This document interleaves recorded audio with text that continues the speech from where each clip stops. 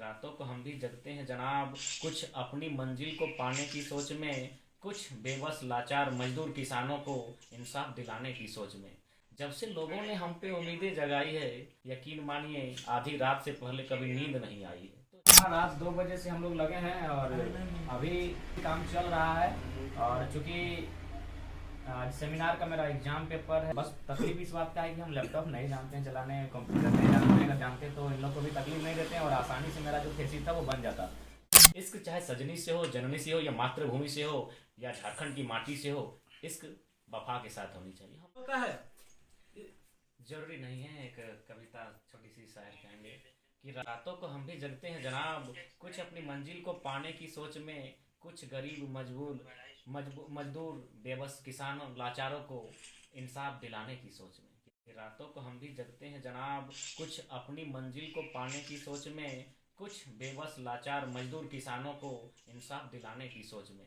जब से लोगों ने हम पे उम्मीदें जगाई है, जब से लोगों ने हम पे उम्मीदें जगाई है, यकीन मानिए आधी रात से पहले कभी नींद नहीं आई है। तो जरूरी नहीं कि रात को जो जागता है वो आशिक है। आशिक होना गुनाह नहीं है, बस इश्क सही से होना चाहिए, इश्क गलत नहीं होना चाहिए। इश्क चाहे सजनी से हो, जननी से हो, या मातृभूमि से हो, या झारखंड की माटी से हो, इश्क वफा के साथ होनी चाहिए। हम आशिकों का विरोध नहीं है, लेकिन फिलहाल में झारखंड की युवाओं को यही संदेश देना चाहेंगे कि आने वाली पीढ़ी इश्क करेगी।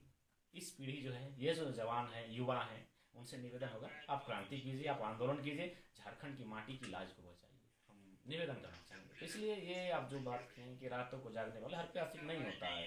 किसी को मातृभूमि की चिंता है, किसी को राज्य की चिंता है, किसी को अपनी मंजिल को पाने की चिंता है, वो संघर्ष कर रहा है, किसी को अपने परिवार की चिंता है। तो ये जो ख्याल लोग लाते हैं कि रात को जो जागता है वो आशिक ही है, गलत सोच है, ऐसा नहीं है।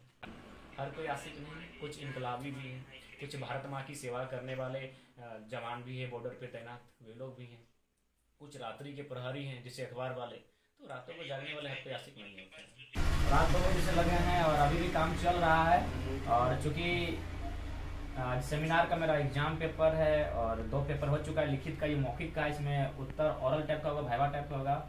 और उसी को लेकर बस तकलीफ इस बात का है कि हम लैपटॉप नहीं जानते हैं चलाने, कंप्यूटर नहीं जानते हैं। अगर जानते तो इन लोग को भी तकलीफ नहीं देते हैं और आसानी से मेरा जो थेसिस था वो बन जाता। तो आसानी से नहीं बनने का कारण यही है कि हम हाथ से लिख रहे हैं कॉपी में, फिर कॉपी वाला को वहाँ लिखा जा रहा है। इसीलिए 3 बजे हम लोग सोए हैं, फिर 6 बजे उठे हैं और अभी तक लगे हैं, लेकिन अभी तक हुआ नहीं है। काफ़ी सारा करेक्शन बंद करना है और क्योंकि हाथ से लिखना लैपटॉप में लिखना बहुत अंतर होता है। और सबसे खास बात है कि पीएचडी का जो एग्जाम होता है उसमें आपको बताना चाहेंगे कि इसमें आप नकल नहीं कर सकते हैं। एमए बीए इंटर का जो एग्जाम होता है उसमें आप 4 आदमी, क्या जितने लोग एग्जाम में है सारे लोग एक उत्तर को लिख सकते हैं, कोई दिक्कत नहीं, लेकिन इसमें आपको अलग अलग उत्तर होना चाहिए। यानी आपका जो प्लेजरम रिपोर्ट आता है, जिसको हम लोग चोरी नकल कहते हैं, साहित्यिक चोरी नकल, वो नहीं होना चाहिए, वो आपका 10% से नीचे होना चाहिए। यानी आप किसी भी वर्ड को, किसी चीज को पढ़िए लेकिन घुमा फिरा के अपने शब्दों में लिखना होगा। तो इसीलिए थोड़ा इसमें टफ है कि कहीं टेली ना कर जाए, इस चीज का भी ध्यान रखना पड़ता है।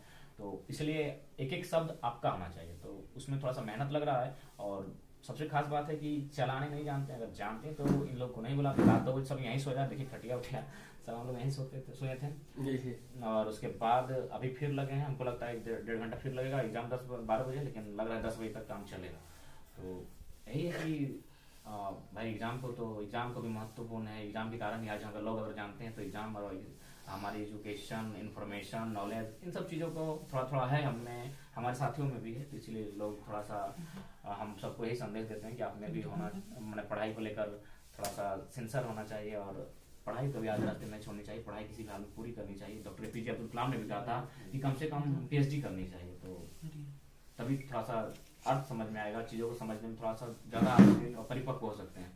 तो उसी को लेकर रात 2 बजे से ये सिलसिला चल रहा है।